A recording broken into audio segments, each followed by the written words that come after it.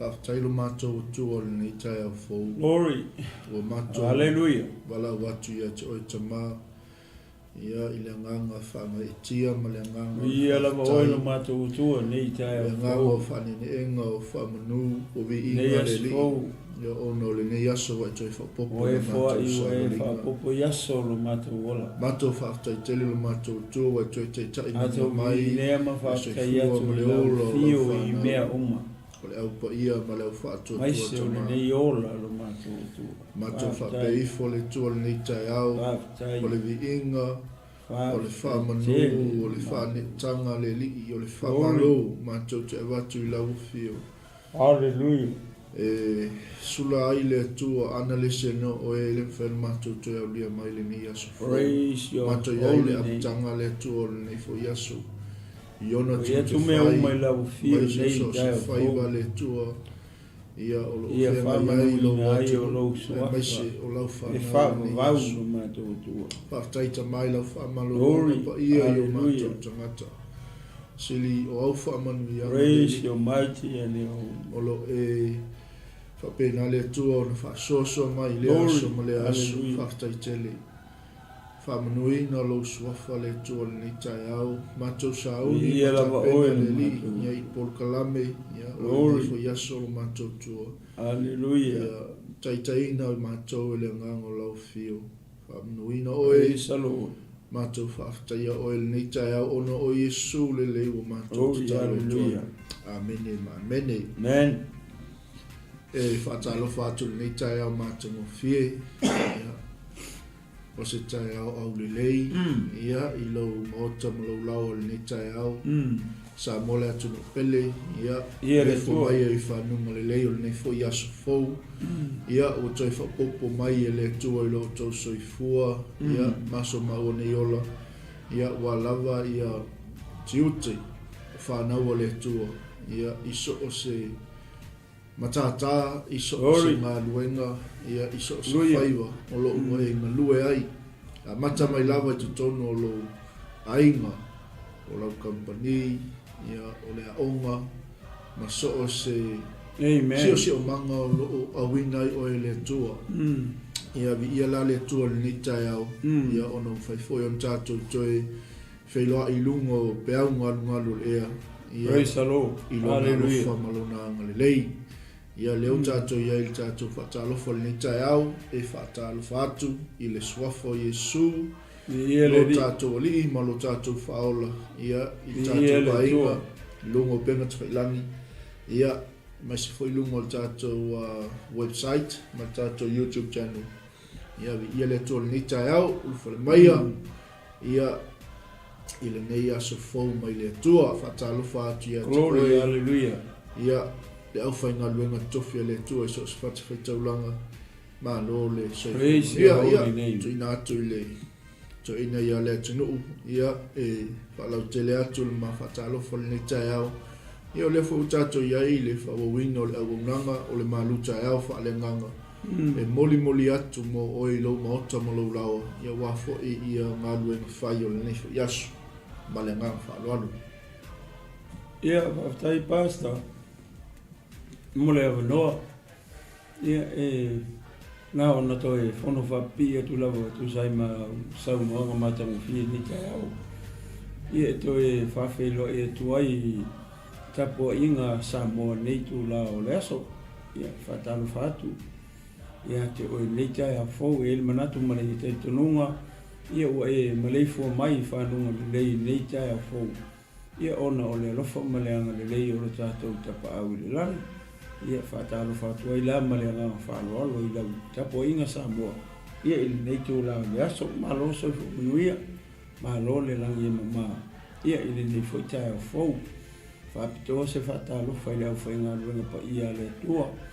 Ia o lo whapena o na tala whauto I tu e fi o hao te ronei. Ia mase ia tulu inga umaho le nei la rangi. Whia lava se tafa o lo whapena o na awhiwhi o ai fo ia halo matama whanau ala. Samoa o na o le tala inga o Malo le tua. Ia whatalofa atu ia te oere tangata o le tua malo whare tua. Ia I le nei taeao fou.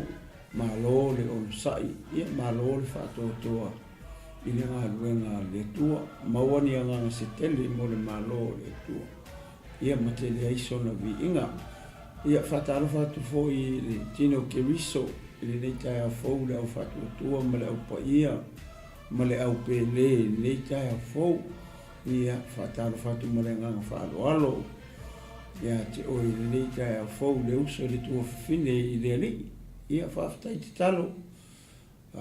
talo mo nei au unanga i aso taitasi ma taeao taitasi ia o loo mawhai o na maua i fo i le malosi ma le whamalolonga le tua ia ma ua mpasta maiki ia ni ngata fo i leo o au na le tua o lo whapena o na auto waa mai tonu o le nei maota ia e whapena o na ui o i na tua i pele upo le malo le tua i lea taimi ma lea taimi i lea aso ma lea aso ia whataro whatu ia te oe ia i nei taeao fau e le whaangaloina fo ia wō ma paanga ma ainga i la tō fia pēr ia muri ta ia pēr le nei ala leo ma le nei ala ata i aso taitas ia whataro whatu la ia te oe nei taeao fau ia malo so i fo manuia malo le langi mama ia i le ainga o le whatutu e nei taeao ia mase o le pa ia o Samoa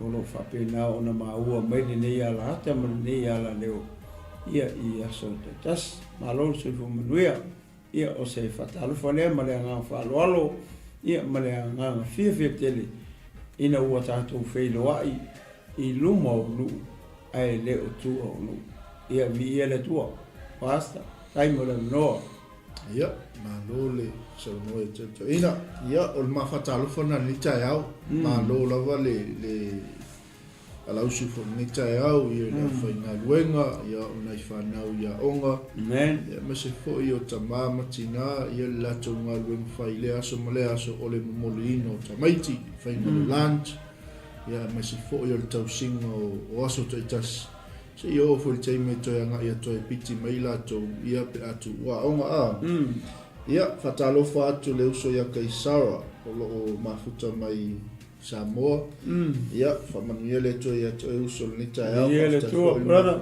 mai ia le li penina taua sepulona ia talofa alo se fo manuia tino keriso whatalo atu fo le sunga i whawhengainga ia sera ma whatoi ia whawhawina le nei taeao fo ia le tua pasta malo whatua malo fo le uso le nei taeao sunga le li ia oao ia moia i Scanlon sunga ia le ngā whaftai lau sunga le mafuta mai fo le nei taeao whamonia le toi ngā luenga o le nei aso ia le li ia whatalo atu le mauo ia sunga le li whaifau ia te whau ia talofa melpone ia morning pasta sunga Australia mai spoile sunga le li apostolo ia sunga ia 𝗗𝗚𝚙𝚢𝚅 ia talofa Brisbane ia lawa wa fai o msui Australia after tele le mafuta malnita yao tina ia foltoto ia soifo monia ia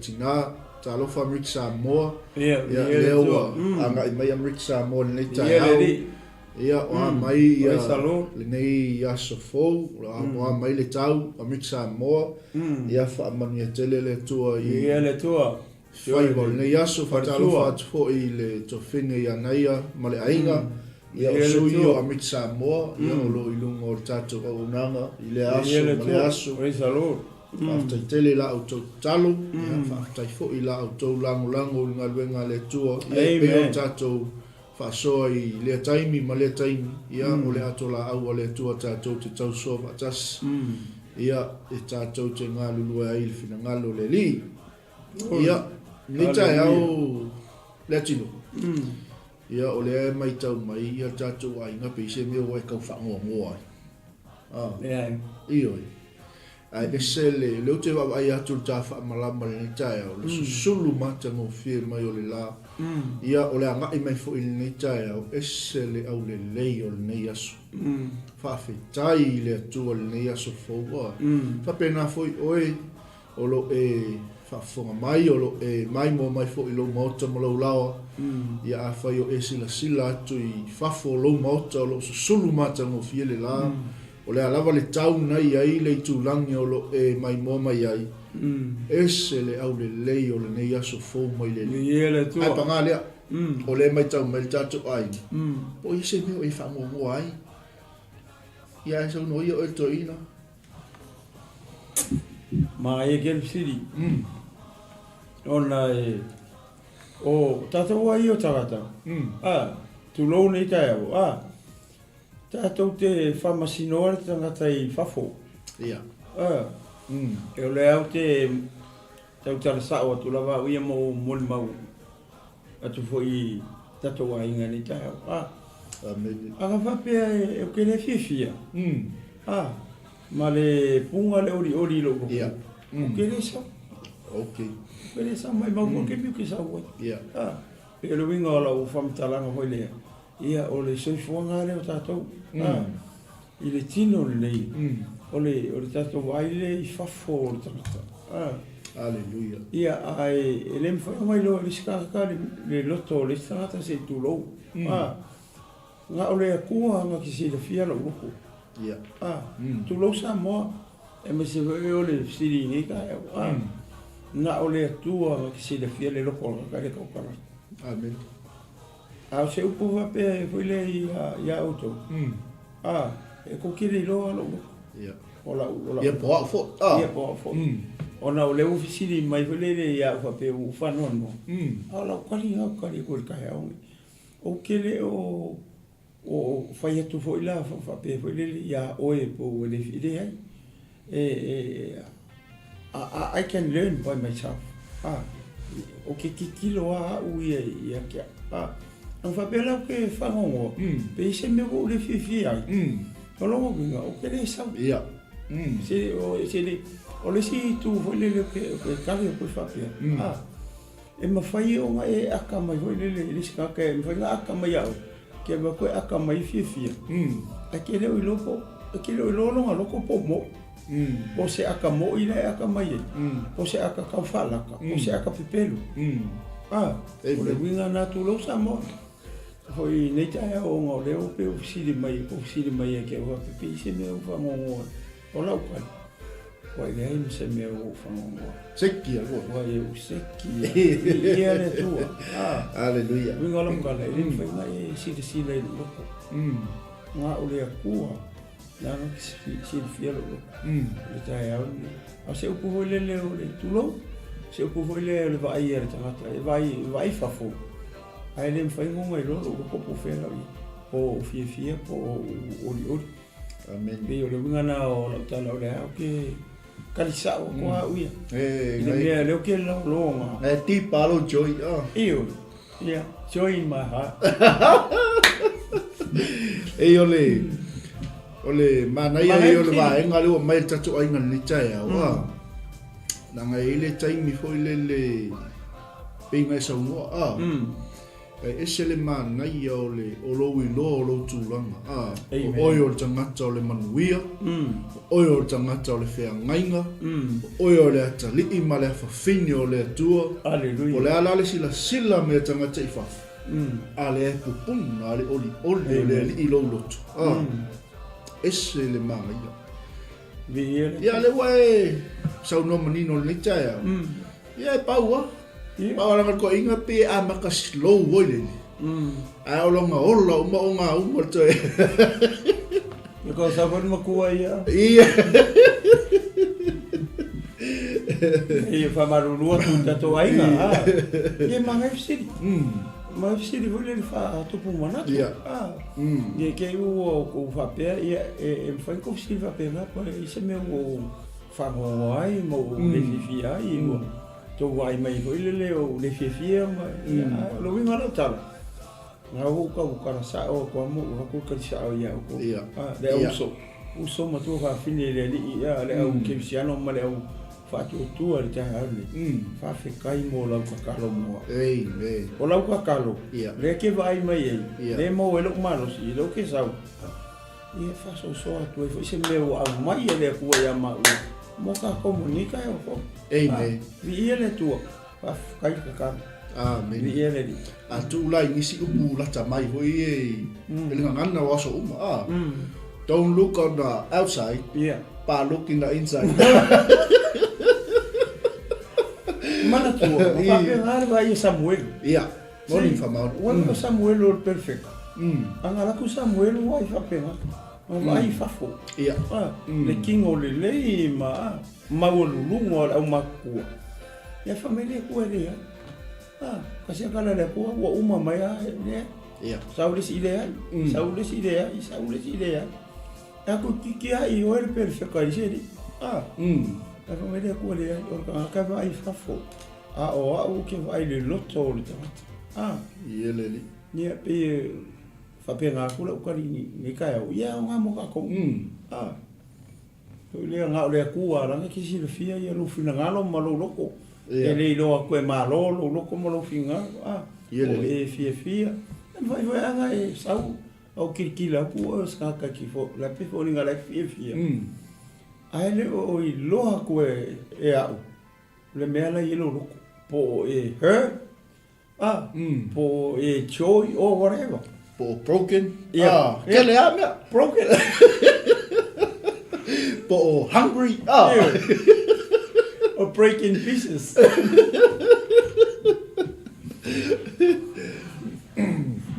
Hallelujah. Ai mana ia tele le taupu.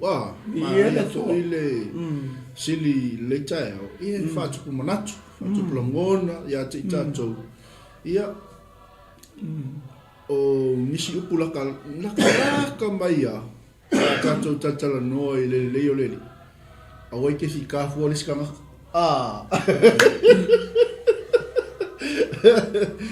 ke loa o mai tatou inga le mea lea au le maangai ia o le mea lua mai ele atua taeao nei ai sila fo I o le ainga o le whaatuatua I le tina leo na o mima le tina leo ruta. Amen. Le nga o le keminga malanga mai nao. Le malanga mai male avenga o metinga. Malanga mai male avenga o le whanua noa. Malanga mai male avenga o mea o ona.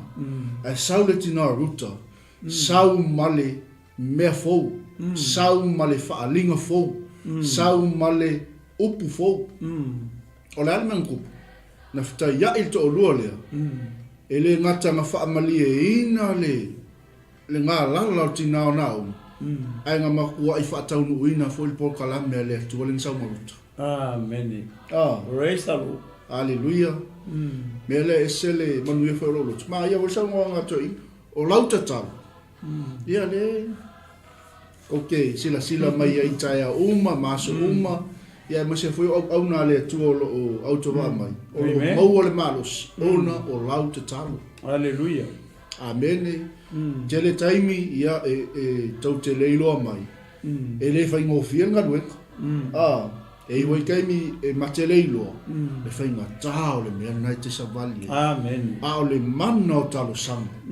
O le mana o whaatonga I le li. O le mana o le whaafetai. Amen. Tātou te tuu ilunga. O le no fō le lofo tū no le li. I le aso, ma le aso. Ma le taimi, ma le taimi. Ia, ngai ke sila mai ai, mawawa ai atu, ngai ke joy mai ai le, ioi. Pe ke maosi o sia I tala tangata, pe ino sia o I tangata ono le moni o lo tangata I le atua, a o le mana o le tatalo. Hallelujah. Ia kako ke malolosi, Praise the Lord. I le ngā luenga, male polo kalame le atua mui tātou, I ele li. E maa imkau, One wa manga ia. Da foi aquele o que mas não só se sabe. O é ali na essa uma fio é ok. Ale o essa o que o ele ok. Ia ai awana ingalo le aingo le tu. O le fo launga le tatou te ia I taimi nei. E ia lo I tau. E ia to fotofonga. E ile kaimi wa se lau pasenga lo yoli. E ile kaimi o mai le fia ele ke me afeto il fa no lo fale. O no me tu tupu ma me tu lai mai o tatou ai. E o foi a tatou umalti pa on kupungi fa lave onga mani me le tauna tupu o no fa tamala ma fa tala leo tatou. Ta pena so fuanga le tatou te ia. Hallelujah.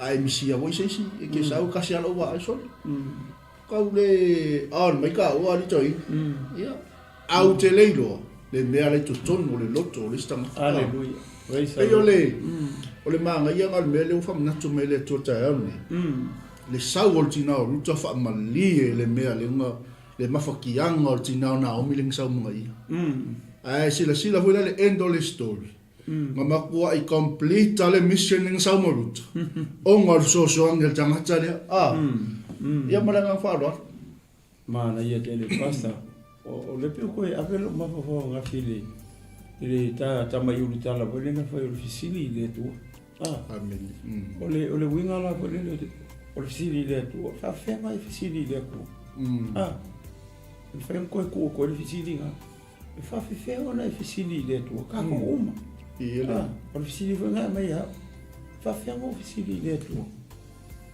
yo le wala le ka fisili le tu pe ngo fa ko pasta pe o fa ya ko ia fa kai mo la ko kan o le wala le ta to te fisili ko ile ko mo ka ko fa ia ko ile ko o ka kalo ngalo ka kalo o le wala le e communicate sa o ko ya o ma ka ko uma ile ko ke mingi ai manga o le ko ke mingi e ma fa ia nga communicate ko ile ko ke mingi kai mia ngai pe ka kala ku le tu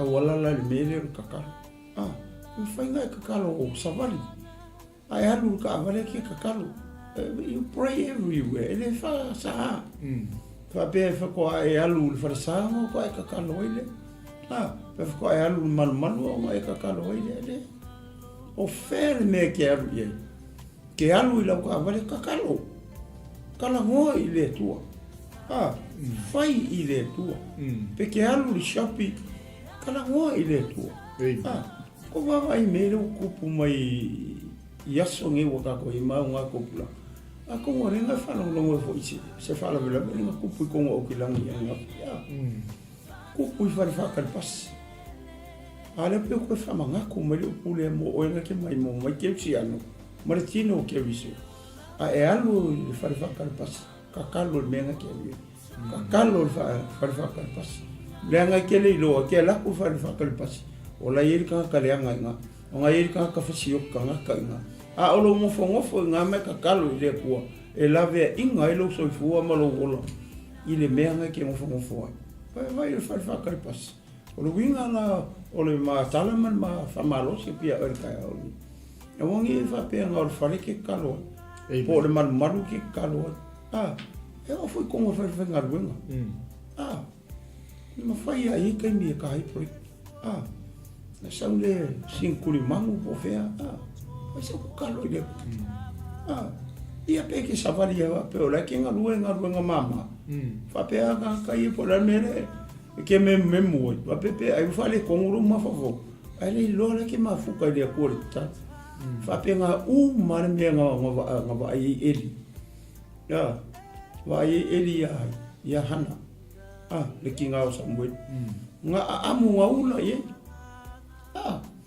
ola sia ka o mai mo ka ko le merka ya o ke fa pe o ke vai fa pe nga le stanta pe ke vai ko la fa ngo le si pe ke vai ko la fa pe o le nga le ko ingara lo walu pe o karkan ngo o le nga o i ai ke lo mala ile ma fa ma le loto le ngata o la ka ngo ile o la ka kalo ile tu o le winga la o le tala fo le ma fa malo se ku tino ke viso ka ko umar ka ya ka ko kala ngo ile tu ile ka kalo wherever you go pray awongi fa pe so ko ka vale ki ka vale alu ale ka vale ale ka pui mai oi no le wala ka mamau mi fa la vela mai se fenga malanga marimo le oki ele mo ele malolo ye malanga marimo le oki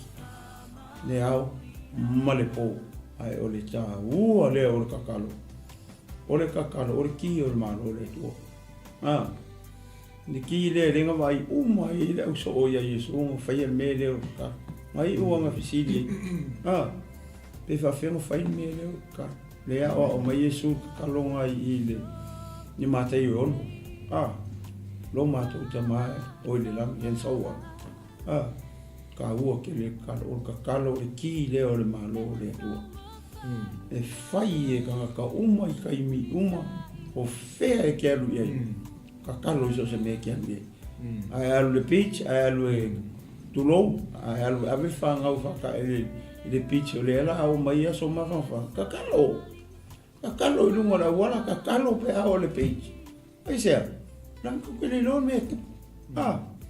Ni au le kau mo I le tua. Mai ala kule ki wha Malū mai au. Saunga le mu oi. Saunga le mu lo o walu malau whanau. Pe aka ko mala le ki leo le Malū le tua. Ole kakalo. I pe shau le koe whapa ia kupa sama ngai a kene mele uke ua. Ua ngai e ka whasoa ni taeao. Pea maranga whaalo alo. Amen.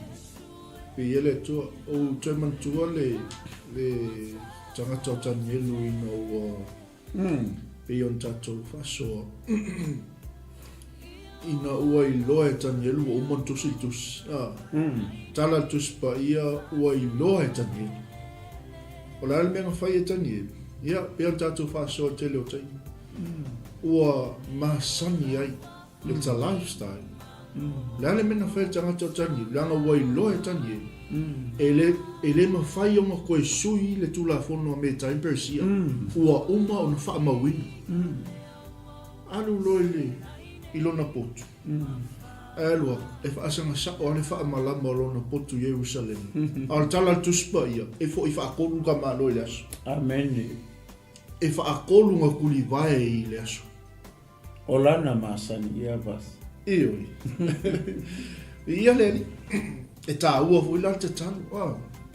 Te talo I le anganga o le malamalama, te talo I le anganga o le poto. Mai leli. E whaafoe ai ia fuafuanga o polokalame o oe malo ainga ia mse so se mea lava o le ki leo le Malū le tua Amen. e manga o mia e le ngata I tutonu o le ngaluenga le tua ia lo oe lava savalinga faaleagaga I le li ia mana ia vaenga le ua o foi tatou whaasoa ni tae Ia le tua. ia si whaumatu tatou lisi ia on tatou wama e lo le ia a talo whatu le uso ia Alex Willy ma lo le se fumanuia whaftai mafuta ni taeao ia whatalo whatu ho I le tinaru ngaluenga ia whatua ia tisi na su mafuta mai fo ni taeao ma lo le uso se fumanuia te wer fartua ia tua su ngalu pasia whaftai mafuta mai whamanuia le tua e toi mal ainga ia whatalo whatu ho le tofine ia anga leia ngā lofa ia ma lo le uso ni taeao se fumanuia te wer fartua ia ia le li praise the Lord ia whaawai fou le matua whaftai le mafuta mai whamania fui le li ia le ase tua singa solomua ai ono ma lo le Praise the Lord. ia Tino uso Keriso. pitei te tia talo whatu fo I uso I Australia ia le ma lo li le uso le taeao ia ngā sa uma ia saunoanga tato ainga ni taeao o le sanga fasoli e lo koe ka ngaka le maka whaangoa ia ai lo le mole manga wala ia fa avalema la kausu se kupe fara bela ia o le si woi tanga ta fa pe la nga pom yo woi lo ka kai ia ia amang ko me nga pasta le ma ko ia o le lima ia fenga nga fo fa ngol me ia o le anga pong ai anga pongi fufulu mamau maka ia le leilo le I baby oil fai fa le lo ofu Ulia baby oil nanga le wo le lo tau tala Moni ingai fa mau ia po le kurimi o rema ia fai le leila I o lo ofu aua nge ivo o le maa ngai o le maunga fai mai aua ne I loa e tangata o laiki anga pongi ia le li ai sea langa wasila fia le lei e le tua po o loka ma o lea fio I le mea lilo le mea ngai loko. Amen. A kani mai la le akua I lo mana onga le mele ke anga pongi ai. E a mai wha ariani la le akua le kat. E le a mai wha lilo pe o le mele ua whai e la wang pongi. Ia ale kele I o le fisiria I sai le mea. O le anga pongi ea lea o te fia ia o le upo le akua le wha mai perfeka. O le ana winga ngā mea. Ale mangafa mai ia. Ia whawhanga o ie fia ai, whaalava e le lava au mai le kangaka ese I lo whare whawhanga ai, ia e asiasi le kangaka lai le whare mai, ia e asiasi le kangaka lai le whare pui. Amen.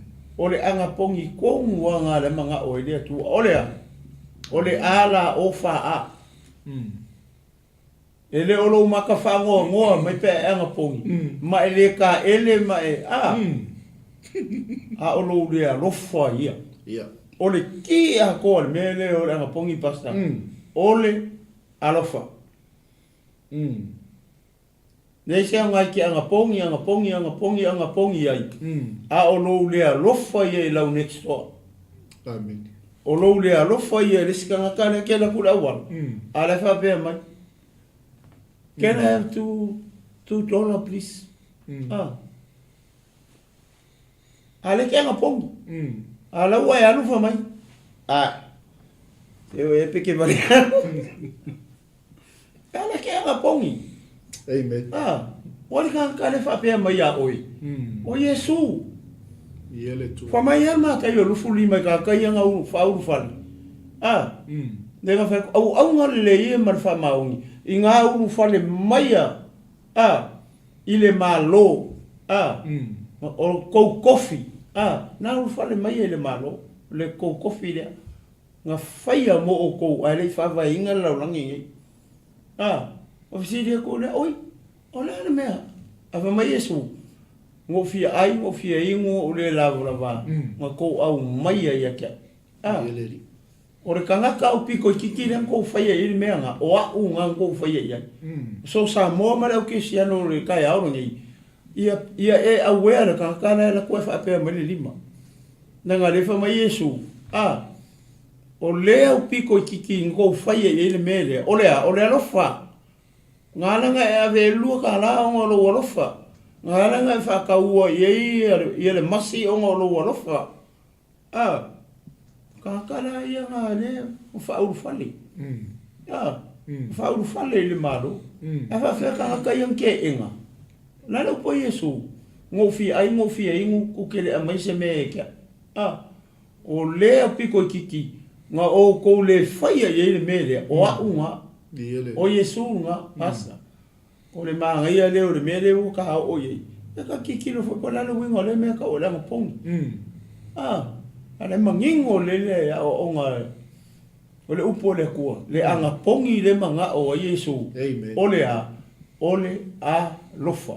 Praise the Lord. A lofa I le kua ma lo kingo a ko lo mangaku a ko ma lo malosi a ko ia e a lofa I lo kua oi e pei o e lava ia ke oi. Ka whenga ka mo whaile anga pongi ma me ia a ele a lofa. Amen.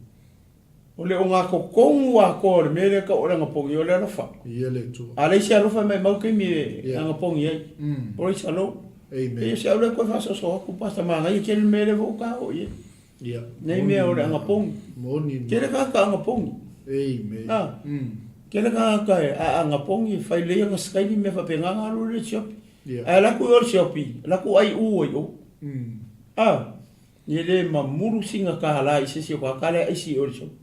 E ngalo ia o e maa umaka ko uma. O kakara aisi o Yesu. O Yesu le kakamakiwa le aisi o. Fa whera ma wha uru whare ka ko le Malo le wha mei mata I o lufu lima. Pea ka ko le alofa. Pea ka ko le foa. Amen. E misi a ko ka ko man Malo le kua. Pea whai. Kau ke anga pongi. A ka ko lima u. Lima mau. Amen. Misi a ko ma se mea ka o se alofa ia. E se au le ko fa so ko pasta. Ia le ko ni ka o pongi. Amen. Moni ma fa ma. Ya. Ia. Ele kau whailoa fo I tangatanga ki ang pong. Ia. Se mena. E kau le kua fo I lungo. Ia. O social media. E ma Facebook. Ia. Me whapenga. That's fake. Ia. Ia le li. Ia le so soni me le tō tatu pokala mea. Ia le tua. Malo, whatalo whatu ia longo lem sem. Whaftai mafuta mai. Sua mawhengai ia whamnu. Tuta malvau ma le katua ia te pora. Ia le tua pa. Ia. Ia. Mas foi sunga mawhengai ia whatu. Malo le se fo manuia. Malo so manuia pasta. Pasta whatu. Mas se foi Ia le nei tua. au lai. Whaftai tele mafuta mai. No mia a whani, whaftai tele le mafuta mai fo le taeao. Ia, via le toa. Amen. Ia. Sao whai tau ti, whaftai mafuta mai, Solo Brown. Via le toa. Whatalo whatu I le sunga le toina, whaftai fo I le mafuta mai, whamanuia le tua.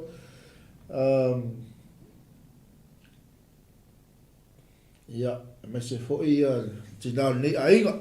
Ia, malo hani. Malo, se ko manuia. Tonu nau ai. Sara, via le toa. Mai le mo lingo tamaiti, ia, malo leu sun ni taeao. Ia, via le. Se le ta ua fo I ni taeao mo tātou. Ia, a o tātou.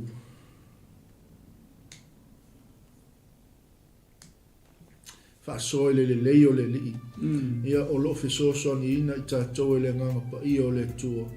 Ia, I mea e whamanatu mai. E ningi mea fōngi I mea. Ia. O mea o lo I totonu o le fina ngalo pa I o le tua.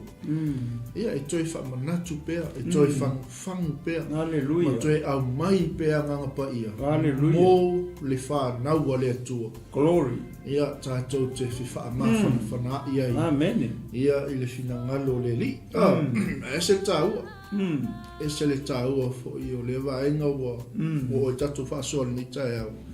Ai anga pongi. Ia. Fulu leo fonga. Ia, selu lelo ulu. Amen. Ia. Ngai enjoy ali o oi. E le ilo fu e leska ngaka mea leke. Ai a tali mai le atua e peon whasoa le sunga ia le tino. E tali whaali ali le atua. Amen. A whele ke sa ili. O le ke sa ili le mea lilo. Halleluja. Amen. Praise the Lord. O le ke ngofo I le mamalu o le atua.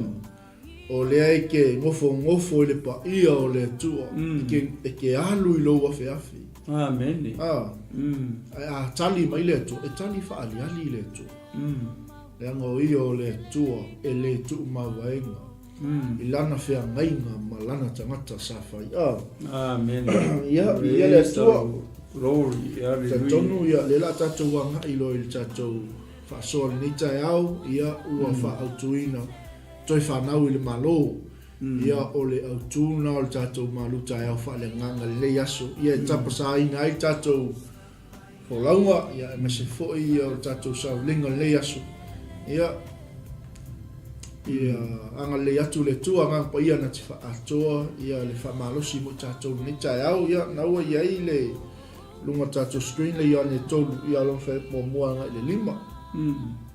Ia te lole la tatou wanga I le tatou tuswai tau ni taeao. Ia tau I fui ma tatou taimi. Ia, via le toa. Praise the Lord. Ia, samo. Naua e tanga Ioane mai sirisila nei I lunga o le screen. Naua I tatou tusi.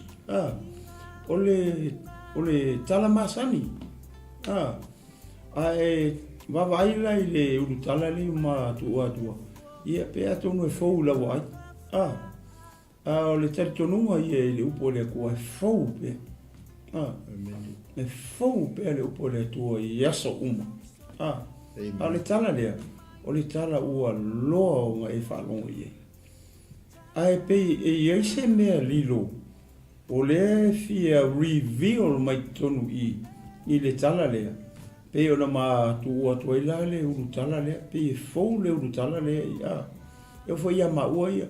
O mangofo aki pei o mai lea nganga pa ia o le tua lea kama I urukala lea. Lea ua sisi ranga I whamai. Toe whanau I le malo. Po o le whanau I le malo. O le Malo ai. Ngau isi le fia. O le Malo le tua. Ia malama foi le tatou uma. I le Malo le kua. O lea wa ila longei le Malo le kua. O le Malo lea, o le Malo faaleagaga. Lea ta pena ai tangata uma le au kesiano ma le au whatotoa. Whakarikari i le aso e fio mai le kupu o kupu. Po o le tupu o le Malo, po le ulu o le karesia, o i o ke risa o longa i moa. Ia o ngakako whikaia i le maia. Ia i le vangi mungimu i le siitiana. A le ua sisi langi whamai. Toe whanau i le Malo. Le ama whaitaua tua whai upu i e lima. Ia o na amata atua i leo le mawhaso i le i 𝚟𝚑𝚑𝚡. Path. Amen. Ioane. Tolu whai mua. Ia o le mau masani e peo na mawhai atu. O le mau ua loa o na e whaalongo i talu o na e whaaloina. A le upo le atua e whau pea. Whau pea le upo le atua i aso. La mawhai tau atu i pui e lima i ona mawha so atua i le tala lea. Se tato whalongo longo. Mawawa ai po le a se le mea lilo lea fifi mai tono whai i pui e lima. Ia ta whai tau i e pasta i o le tasi tangata saio o niko temo lona ingoa. O le tasi lea whai pule a iutaia.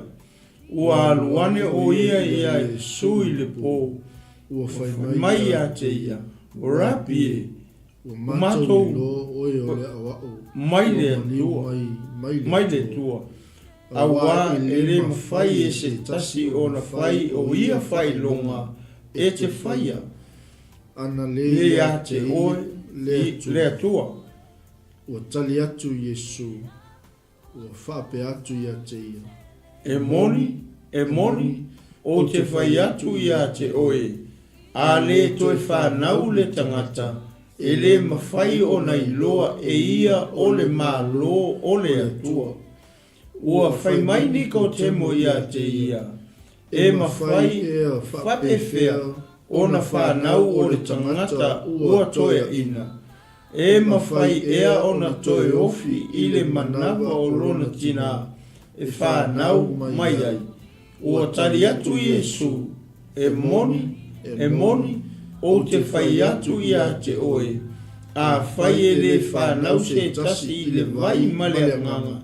E le mawhai ona sao o ia i le Malo o le tua. Pai tau mai la marifo ipu e ono pasta whama mure. O lewa whanau mai i la le tino, o le tino lea. O lewa whanau mai fo i la le anganga, o le anganga lea. Sa moa? Lewa whanau o tala. O le tala lea. Ua loa ona e whalongo i le aso, ma le aso. E ele te tonunga ma le i le taeao nei. E le kasi foi se o nga le tua o e whalongo i kala lea. Ma e le kasi foi nga e whalongo i kala lea. A o le whamele amatanga o le tala. O le tangata lea. Whai mai o le wharasaio. E le ngata o le wharasaio. A o le whai pule. A tato wawa aile le tangata lea. E leo sika mai ka ngaka le kongo iutaia. O le tangata maua lunga. A ka uru wharasaio. O ila tau ia tausia le kula fongo. E lama le lei wharasaio. I le mea ka ure kula fongo lenga mai a mose. E le aila se vaenga o le tula fono. Lenga o mai a mose. E le lama i ka mai a. Ke uia ku le mea wa umanga skaki umai ka ia. E tangata ia waka o wharasaio. I le kula fongo lenga mai a mose. Ia ka kawamba aila i le tangata. O le maa lia o le mea leo mau o le tangata le. Po o le wharasaio lea. Po o le tangata lea nga ke kausia le kula fongo. E ia le mea. O le walanga ia i le loko o le kamaro. E le mea le watupu i le loto o le tamalo. E le ngata o le mea le watupu i le loto o niko temo. O langa vai. O le hale me le ua vai ni ko te mo.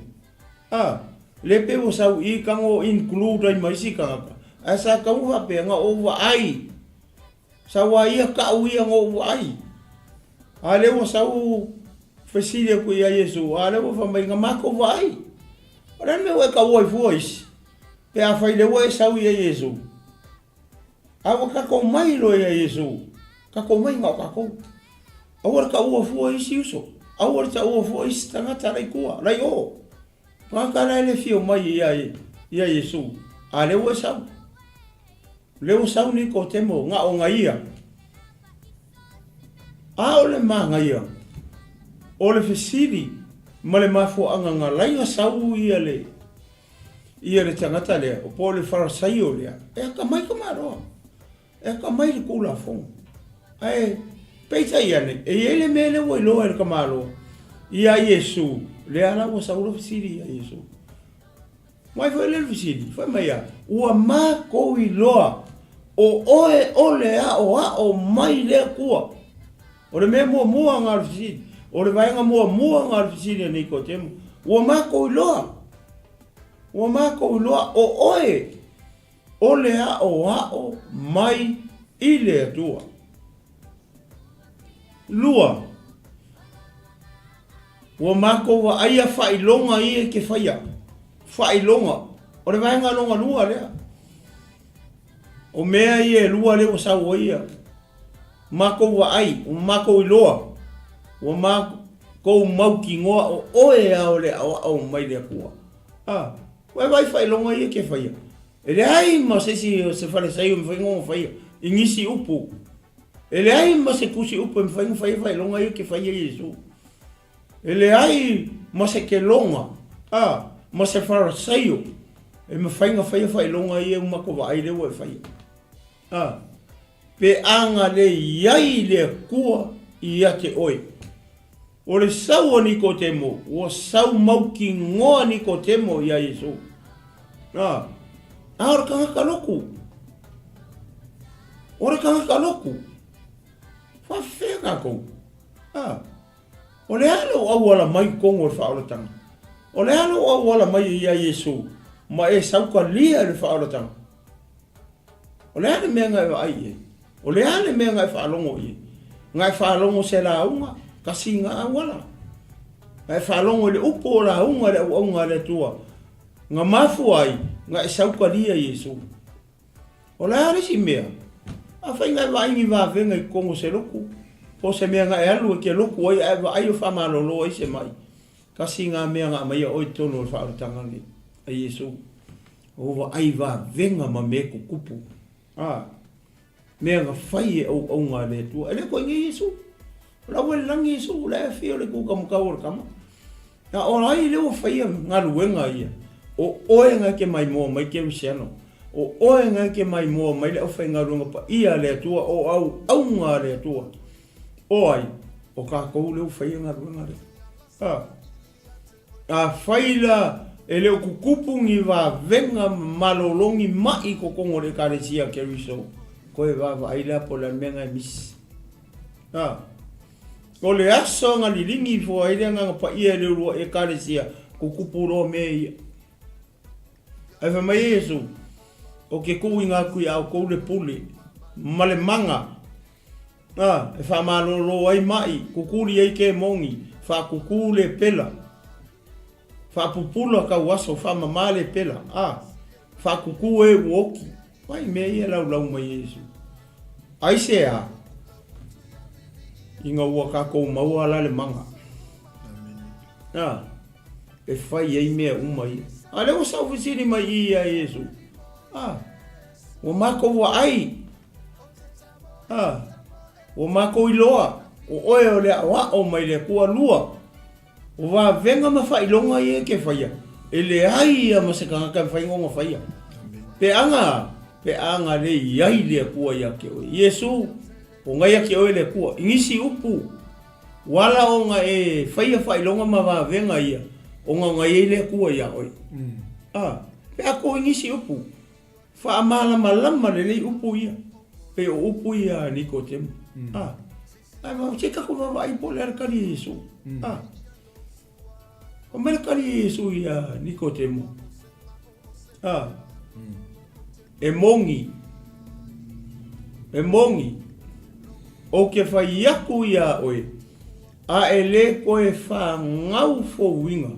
A le koe whangau fōwinga le tangata. E a le koe whangau fōwinga oe Nikodemo. E ke lewa ai le malo le kua. A le toi whanau fōwina oe ke usiamu. Oe le ke mai mō marikai aur ngei. Mama ua. A le koe whangau fōwinga i kākou. I whea. I lo saunga ia Yesu. Sau ia Yesu. O le ia Yesu le kali. O le kali le o kali Yesu i. I le kangaka loku le. O kangaka loku. O kangaka ko anga le loku. Ana le mele misi le o langa o Nikodemo. Le misi Yesu i longa o langa. Ai whawhe kai a Nikodemo. Nga whamau alano longa loko. Nga sau ia Yesu. Ai pere ke mi sau oi. Ele sau le au, nga sau le po. Nga sau whalilo lilo ka malo. Whamau alano longa loko. Sau ia Yesu. A ua leva nga loko. Oka se leva nga loko o Nikodemo. Ma kausi le kula fonga. O le fesiri. O le ala o mea o mau o kula fonga. O ma whai e kula fonga. O nga koe whangau fōwinga lo soifua ma lo o langa. O ma whai. Le ma whai. Lea. Ale sau o kakanga kausia le kula fonga. Ale whai aku Yesu. Ale koe whangau le kangaka. E lewa ai le malo le kua. Ea? Ele koe vai le a? Ele koe vai le loku? No! Vai le urukala. O whele mangau Yesu e whangau e Nikodemo. Ia whangau ko kongu o longa malo. Ai leo le loku. A le to e whanau le tangata. E lewa ai le malo le kua. I whea. I le langi. Pōna longei. O whele Yesu. O whele kalungoai. Samoa, Australia, Amerika. Le lang karango e o Middle East. Sa karango i sara e luau i le kingo nge no kakori whao. Ai whawhi kai le ngei wharasaio. Ngā vea langa wa ai ngā karikongu o e longa loko. Ma wa ai i whailonga ma wa venga. Ngā wha ma wa lalo e longa loko. Saulo ia Yesu e fisika. Wa fia kausanga. O ola le kakalo Nikodemo e kula fonga. E leo ka omari i le kuspa ia. Ai o ke karikongu. O le makua i kele o kausanga. Ua makua le kamaloa. Ai whawhi kai ngā wha maua lalo ronga roko. Sau ia Yesu. Lea lau e whalongo i upo Yesu. A le koe whangau oe Nikodemo. Ingisi upu whawhaingo fie. A le koe whangau oe Mike. A le koe whangau oe Malo. A le koe whangau oe Nikodemo. E ke lewa ai le malo le kua. Whangau i ko kongu o le malo le kua. I whea, i lalo ngei. O lalo ngei e ke whangau ai le malo le tua. Aua ngei e whakarikari whapese e oki ngā lea. E ke i loa le malo le kua i lalo ngei. A le koe whangau oe. E ke lewa ai ewa i whapetania ole si. Ole si le upu whapetania ngai ole vai. Vai rea, vai i o maka. A whai o lenga vai maka o Nikodemo i whailonga maa venga ngā whai Yesu. Lea whai e whina ngalo Yesu. Ia vai Nikodemo i le malo ole a kua i lalo ngei. O mea ia ngā whai Yesu maa venga ma mea ia. O mea ia o le malo. O mea ia o le malo. Whamalolo mai. Kukuri ke mongi. O mea o le malo le kua. Le ue lano hei. O le ane mea lenga maua ia Nikodemo. O i lenga whasa o loko i Nikodemo. Mai le kula fongo. Whasa o loko e. Whasa o loko i Yesu. E le whasa o loko a e sisi. Ia Nikodemo. O whasa o loko e Yesu. E lua la upu le I leo ke fia avakua le kai aonu nei. Nianga lenga koe fesiri ni ko te mo ia Yesu. Fa fen koe whangau kaka o koe ina. Ai mo? O ke koe mwhai e ngo koe o filma ngā waro ki ngā whangau mai. E leo le winga ngā whitala ngā Yesu. O whikala ngā Yesu e faaleagaga ngau. Ana o onga. E faaleagaga. Le alau koe kari ko foi la Yesu I le me. Fai mai.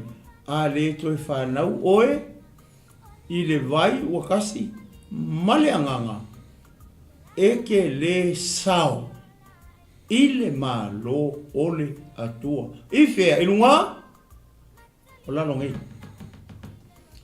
O e mai moa mai le kai au ngai mai whalongo longo mai le upo le atua. Ia e si le fia.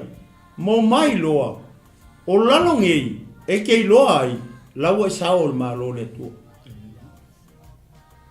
Ai sea, langa le ue whangau kongo le Malo le tua. Lea lau e I kokongu, lea lau e sao I kokongo le Malo le tua I lalo ngei. Ko mau e lai. Awa ke koe alu se mal Malo le tua. Lea ngaya, langa le ue whangau kokongo le Malo le tua. O oe o le sikisengi o le Malo le tua.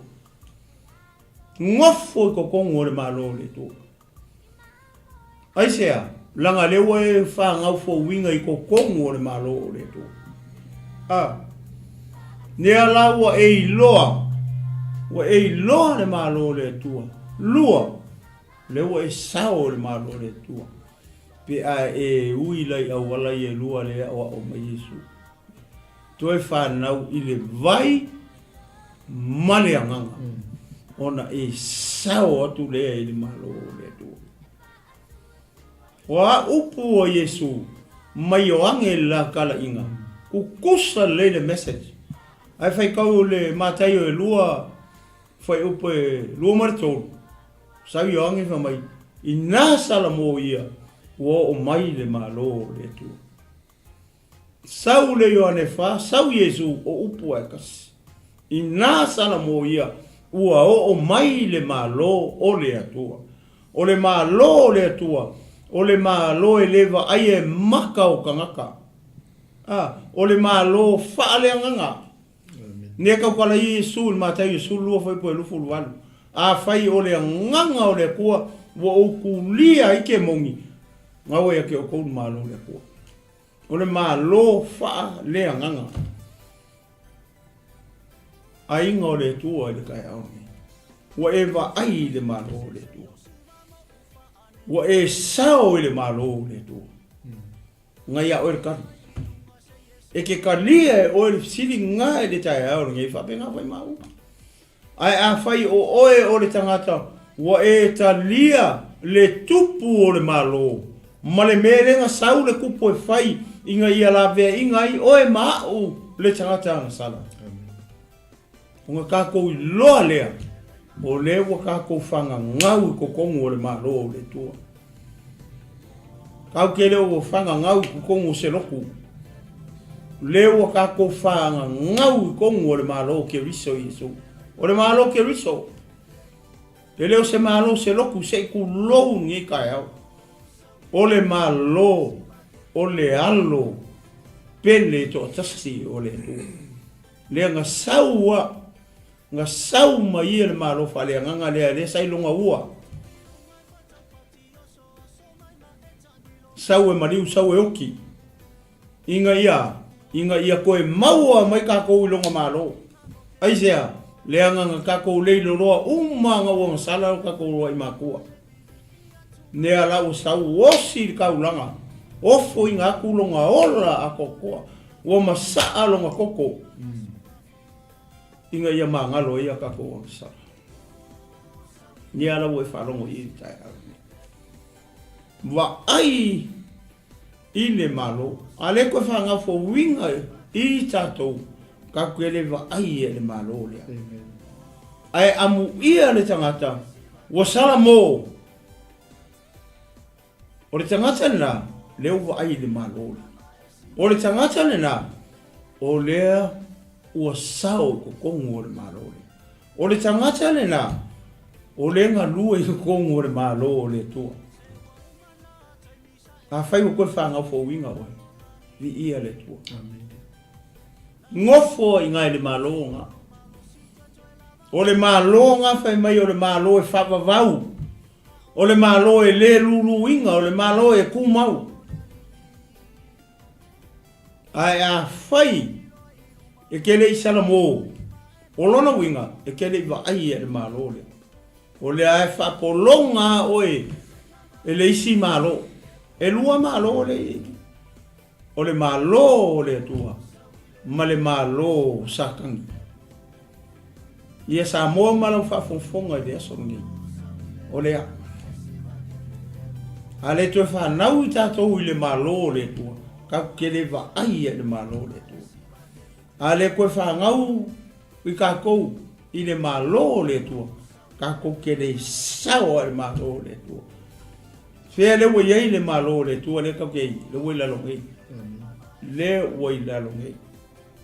O lea kākou ke iai whaatasi umari taeao ni i le Malo lea o le tua.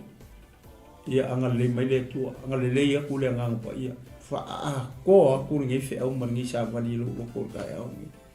Ia tu ina tu le no ngai a pasta. Ka ia le tua. Ia le tua. Tai lo songa le tino mo fa sofo ni taeao. O lea ua tatou iai le whai ungo le tatou malu taeao faaleagaga. O le manaia ia o le whaasofo ni taeao. Toi singa waenga le whapopo atua. O le tali atu o Iesu wa. Ma Iesu e moni. E moni o te whai atu ia te oe Nikodemu. A tatou whai taua i le whaperitania. Jesus replied, I tell you the truth. Pauala leo le mea monginga kakwa Iesu ia Nikodemu. O le tangata tau aloa, o le tangata maualunga, o le tangata ao.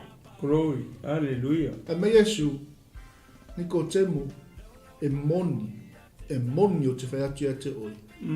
A le toi whanau oi. E le mawhai ona e loa. Atu le Malo le atua. Nemo monga le whasoa ia, toina ia le tino. Unless you born again, Nikodemu, you cannot see the kingdom of God. O le mga ia lao o lau whaalongo le taeao e whaasoa le tino. O mesu i whaafonga me le tatu ai. Si e specialize ia e su i le toe whaingo le amatanga fou i le o lamo tangata. Amen. Praise the Lord. Jesus specialized giving people fresh start. No matter what, regardless of our circumstances, your condition, e specialize ia su i koe amataino oe mao mai tatou umo. Isi amatanga fou. Glory. Pe a whai ea. Ia wai el kei milanga whai le appointment. E lengi mea foulan mele o le whai appointment il poa. See, you and I, all of us, e iai le polo kalamea le atua ia te oi. Amen. E le me tinga i tātou i mea o lo o tutupu le larolanga. Praise the Lord. Hallelujah. God's purpose never limit us because of the changes, because of what's coming. The spirit of deception. Le nganga kau fa se selo sa kengen kau kia. Ko kele ya pastor. Wa kele. Praise the Lord. Ko kele. Ai kaskulu po ai koloni kote. Jesus. Afia o. Yeah. Medio Yesu.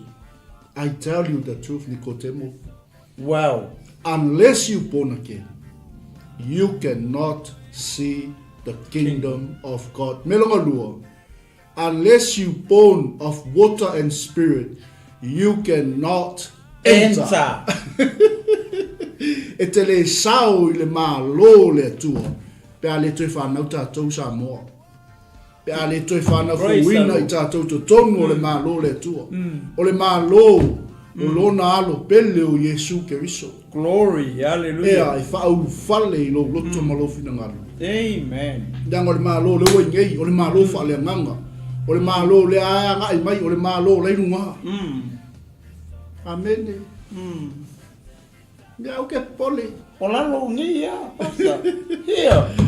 Here on earth. Hallelujah. Unless you born again, Glory. you cannot see the kingdom of God. Unless you born of water and spirit, you cannot enter. A tatou me toi whanau, i le vai ma le anganga. E le mwhai on tatou sao atu le malo le. Sao. Al me mangai le e pe e pupuna i lo loto e whaasoa. Si e specialize e sui le toi amata ino o le tangata i se mea fō. The new beginning. A new beginning. And o le mea longa lua, si ua umaunga maka e le atua niko te mo le kaimi ngei, le kaimi lea, ma le aso lea, ma le pō lea, e whailanga appointment. This is your time niko te mo salamo. Salamo. Koe whangau. Yeah, amen. Pena kako. A kako fie feola. Tatou toi whananau tono o le malo le tua. E leo se malo se tangata. E tu lou pe ona sau nota e leo se malo se talitonunga po se kalesia. O le malo le tua. Ma kaufa o me ale keme yonge papikiso. Se ia o me ale keme ngei o lo kaufao e la tou. O e iloa tau whao. Amen. Praise the Lord. Hallelujah. See God or Jesus specializes in giving people fresh start. Sau oia, mai le mea moni a te oi. Mea le ai ki ngā, ai whangoa, a whi atu le oti lo whale. Halo ia Yesu, whaiso appointment ia Yesu. Come to Jesus. Wa Yesu anga ki awa kua le upu moni, nga ki au mai le upu moni a te i tātou. Ia, te wangai sisi mei koe fia sau ngoe ni tae. Kasi ale maule koe fia wakua. Ia. Neanga o le ai varau Yesu. Ai vai le mata Yesu tasi foi po le fu var. Ngai ka vala au mai Yesu ngai ya oi. Mama ua. Ia mai la to uma. O lai para au mai ya. Yo to mai te o to uma o e tinga ina mama fatia I avenga. O lai fala au mai ya Yesu. Ai le ia ma se fi alu ya Yesu. O la fia ki nganga whanongo ko lai mafakia I avenga. Ma le soifuanga ma mea lai o lai. Ai le ia ma se alu ya Yesu. O lai fala au mai ya. O lai fala au mai ya Yesu. It's an open call. Moka ko uma. A vai o tato o ke siango o kau backslide le soifuanga ngai. Koe foi ya Yesu. Koe alu Yesu na lai fala au mai ya. Lai fala au mai ya Yesu.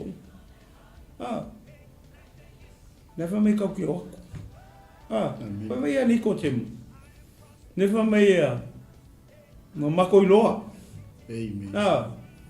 Makoilo oil le oil. Mai le kua. Mako ai foi mako maka. I fai longa ma venga ma me ke fai. Amen. Mako ilo ila ia. O ia oil le kua. Le ai ma se fara sai o vengo fai me nga Jesus. Lei ma sesi ele kukupu wangi mea whapea ngai kongo loku ni. Amen. O whiengi loku kai Facebook au sanga ele kukupu wangi mea whapea. Ele o malolo wangi mai. Ele o kukuri inke mongi. Amen. O whiengi au sanga o loku o le whapea ele I kupu e angi whailonga I kukongu mangi wa venga I kukongu. Aisea, there's something's missing. Ele mea ngai misi kongo le kalisia ke wiso. Ole nganga pa ia. Ale se nganga pa ia kongo le kalesia ke wiso. Ele ai ma se va venga kupu. Ele ai ma se mai e malolo. Ai se langa le o ise nganga pa ia kongo. It's a church. Amen. Fa penga umane loku le nga sawe ni kotemo. Nga saule loku mate se kulo. Saule loku pe. Ele fai ai ni va venga mangi mea pe o mele wo fai Yesu I. Aisea, leanga o ia o Yesu, o le ulu, o le ekalisia. Ia whamanuia mai le tua. ngai aso anga lea kule anga pa ia ia fa malama tiri pe lo fina ngalo malo loko ka ko ku mau be amen ka ko ku mau ko ko ngole malo le tu le anga le ka ku fa nga ko ngole malo le tu I fea ila lo ngai hallelujah ila lo langi ke fea lua iala a ua e lo o oe ole tangata ua e whanau to tonu o le malo o le akua o oe o le siki sengi o le malo o le akua amen ia vi ele tua ni taeao ala ilanga u ia pasta amen ia malo whaftai lo sunga toina whasoa whaftai fo I le au whainga luenga le tua ia lo whasoa mawhi lunga tatou penat whailangi ono le ia ile fisili a tatou ai mei lunga nei ia pen whai ona whai loa atu le malo le tua le oi lalo nei ia o sili mana I sili I tāua te le fisili tāua te le fisili e whaatupu manatu whaatupu longona ia tatou malapa ia lea fo ia e whaasoa mei au na le tua ia o le malo le tua o le angangapa ia leana awao mai Yesu Keriso lan tatalo ia ele itu natu le sunga le tingu e pe ona tatou faso telo ting ele se atoi nei ele o yese anga va ai nei ia tatou te tau so fa tasi le ngaluenga le li e fa pena ona tatou ngalue fa tasi e moli le fina ngalo le tuai ele au fa tua a ole e beres fulua fai pe lua sumalval fai mai ole nei ua maua I tātou le malo e le mawhai o na luluina. Ia tātou whaafetai ai. Tātou te au na ai le atua male mingau.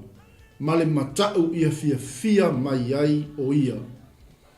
A wā fo I o lo tātou atua o le afi ma ai ia. Ia kele o le mau le fionga pa ia le atua le avatu le taimi ma le taimi ia. Ingo fesili fo le so o ia Yesu pefa pefeo na mato I loa wa nei le malo le atua. Mai ai Yesu a fai o ko wa vai mai o fa malo lo mai matuli te moni. Ona o tau I loa lea. Leo ia nei le malo le atua. Amen.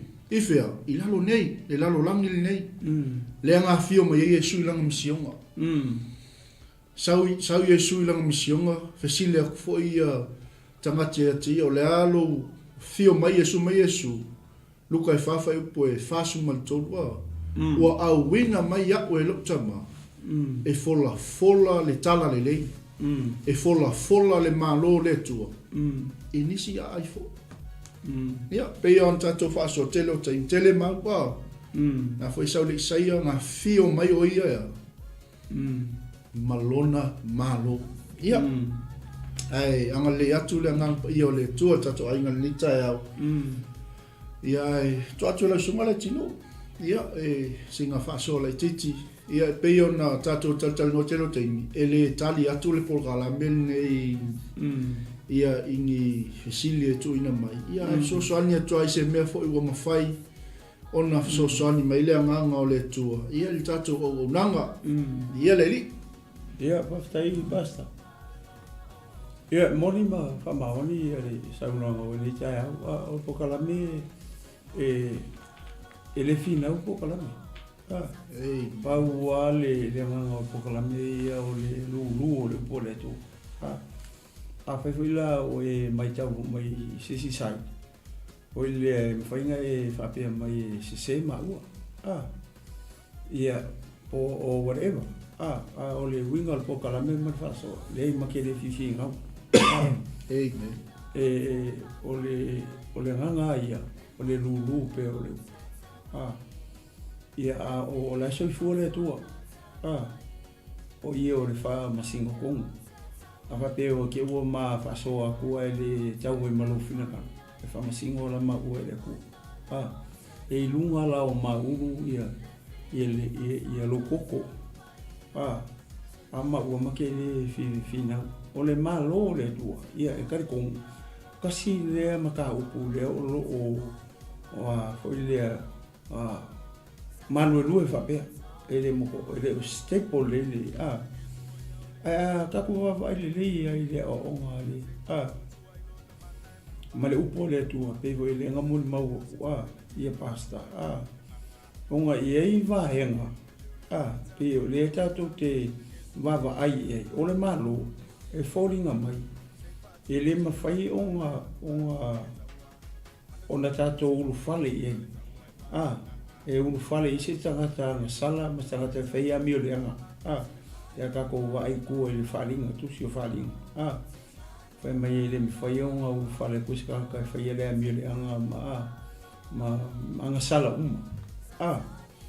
ka kilo la ile si kuma va ai ile mele kai pe le mul mau ia le ia isaia le fa mai e foi na mai le tali fa na mai tama e lo na ua le malo na fa na mai la Yesu ele vai ingi maka ele mfenka ko lo maka fa kingo ia o le ale malo le sai ka o la le fa mai ia le fa sa mo sai de ua ai fa tau fa petani fa mai sai shoulders sai unga ka au le malo aka kilo na ma vai ka kili vai o ise malo ke lungo tau o Yesu sei kulo aka ko vai fo le upo o le tua e fa le nganga e le fa kingo aka ko fo ila i le malo le pe o le ma tau fai fo le fa makala o le malo fa le nganga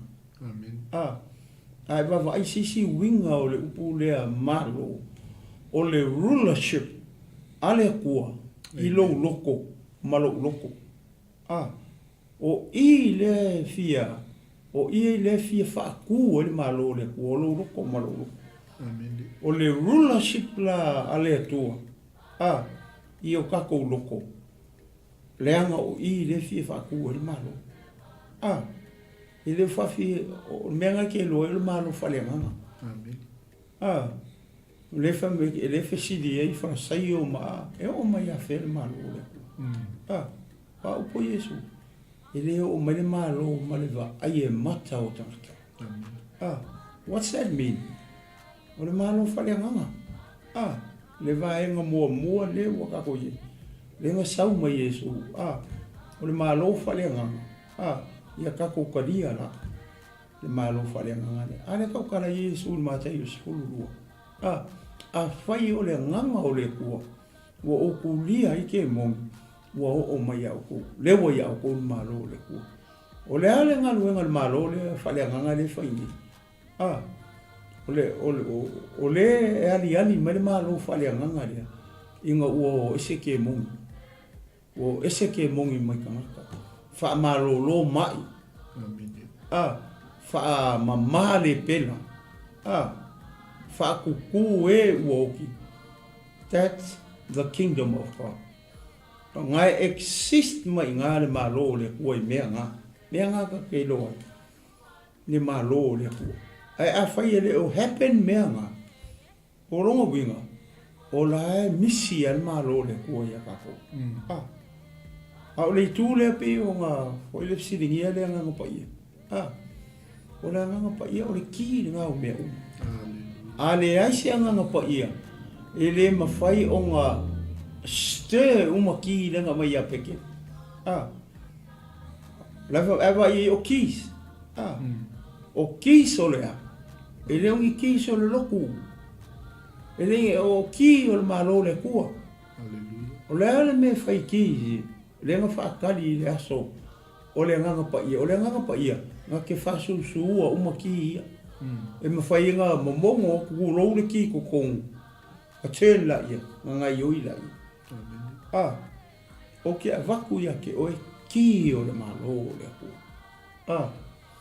ele fa nga la pe ke lu ma le so le kaimia o ye ma Yesu wa fi o Yesu le langi wo ngofo kupu Yesu le ku ka mo ka wo kama a winga mai lord so o le nga pa ia le aso amarika minga mauai ele ulu ai fai au mare apostol ia le manga mare nga pa ia fa nga loki ko nga yo loki umai au ki ora o ki o malo Amini. E le ingi kia le loko. A whai o ingi kia le loko. O longa winga kūlou. O kia le whaiwhau. O kia le kia kongo. O kia le ao. Mea ngai whiu ka ki. E le o i whawhoki e mongi. Oisea, langa le o i sua au. E le o i isi anganga pa ia. So e manga o mia la le anganga pa ia. E whaanga i oi ei ki o le Malo. Lewa mai. Ia kako. Ia te o pauleo sa u sosoangi. I se mea le makilo e maua ia. Ia, pe au mawhai aku ke loka ni. E le o ia maua se atoto. O lai le tua le atoto o mea o le se mea ua whailo mai le kua ia maua. Ia, whamalulua. Uro? O se mea le ua mai le tua ia maua makisea. A whai se mea ki sila fia. Sili aku se mea o sila fia. Kako ngā ruenga whai ko kere. O le ako la au e kako ka uamo whakasira ko la au le kua. Whasoa mai. Ia langa makere whamasingo ko. Kako ku ese le mea leo le wha masingo singo wako. A uor kei mika kio mai whakas. Kau soa whakasira ko la au le kua. Ia leo mawhai aku. Makere whingau. Se mea ua whailo mai le tua ia mau.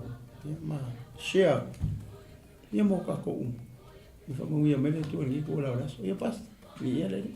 Ia, Malo. Hoftai. Paso I lo sunga le taina. Mo le tō ilanga whaktaitele I le tino ke riso. Me. Le whanau o Yesu. Ia, I le taeao. Ia, I le whaunoi nolo taimi.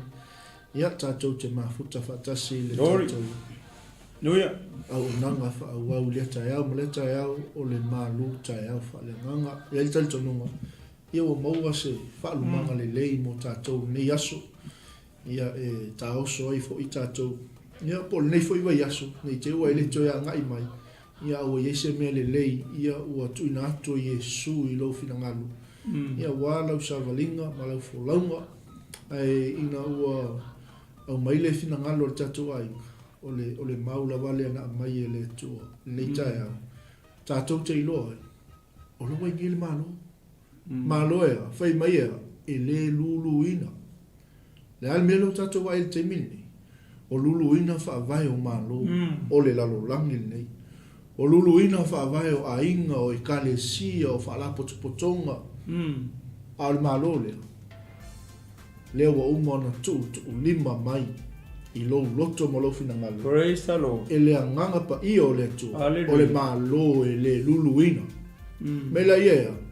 Tātou te au nai, tātou te whaafetai ai lo tātou atua. Onga o lunga Malo. Ia, whamanuia le atua, whaatua atua le napa I o le atua I lo finangalo. Ia, le tātou au nanga I le nei aso, ai mo le atu le ngang whaafetai tele. Ia, I le tātou ainga, ia, I le mafutaina o le tātou polkalame, o le Malū taeao faaleagaga.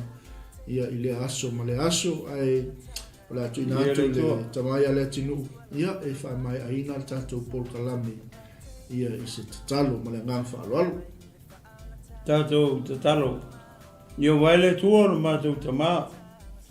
Mātou te whawhtai atu I lau fio nei tu lau le aso. Whawhtai mo lau upu. O le upu e ao ai I mātou. E whatonu ai I mātou. E whapoto ai I mātou. E ao ai I mātou. Ina ia mātou I loa o na whai o ngā luenga le lei. Ma le mea o e finangalo I ai. Ia mātou au nā tu ai lau fio e ala I lau. A ngā pa ia fio mai a oe. Se ia whapena o na whaamatala loto I ai o finangalo ma loto. O lou nuu mau tangata I le taeao le nei. Ia wha ato atu le nei fe au ma le nei sa vali. I lau e kālesia mese o tino ke riso le taeao le nei tamaa. Anga pa ia o e lava e whamalama ina I mātou ina ia tasilo mātou tari tonunga malo mātou I loa e ala le I lau upu. Whamanuia e lato uma o e sa mai moa mai le taeao ni nei tamā. Ia o atu ai au whamanuianga e le ngata I lea tamā o lau whamalolonga. ina i o mātou tangata i tonu maota malawa. Aile ngata i leo tonu maota ngase ma so se no fuanga o whapenao no whata oto li ai. Se tasi mai o tino le taeao nei ta mātou tai tonu. E le foi fua lo. Pai atu e lo whamalolonga le taeao nei. I le tino o le mawhauwhau. Ai sili lau whamalolonga faaleagaga i lau e kalesia mou tangata i le taeao nei ta mā. Whamangalo mai ma ua o auna pe a whai o se upu o mātou tala. Whamangalo mai lava i ma ua o au. Whamanuia nei ala leo ma nei ala ata. Whamanuia sunga le li pule pasta mai. Whapea le wharitua ma le nofua alo. Whamanuia le sunga le whawhiangainga ma le wharitua. E maisio le nei e kalesia ma le nei Malū. Wa whaavo noa ina o i mātou ono lau tala le Yesu i ai o whamanuianga. Ta mātalo foi mo le au whainga ruenga o a ngai mai lātou o tā pena e soso ina le whe au o le nei aso o mātou tua. Ia i ai o hou manuia. Whamangalo mai mātou ta mā nei tū lau le aso i a tele mamau o lunga sovi inga. Nei māso umai o atu i whaavavau lau. Ono o Yesu. Amen.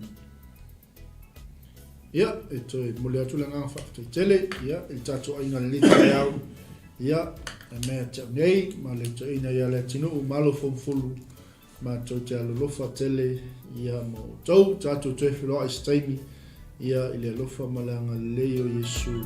Amen, amen. Oh, happiness and joy, it's in my life tonight. For the first time I feel everything's gonna be alright. For as much as I've found what dreams are made of, now I'm sailing on a sea of His love. My friends are gonna tell you I'm sailing on a sea of His love. I'm sailing on a sea of His love. I'm free as a dove. Now I'm sailing on a sea of His love. It's a miracle that Jesus placed in me. The truth that we share, I never thought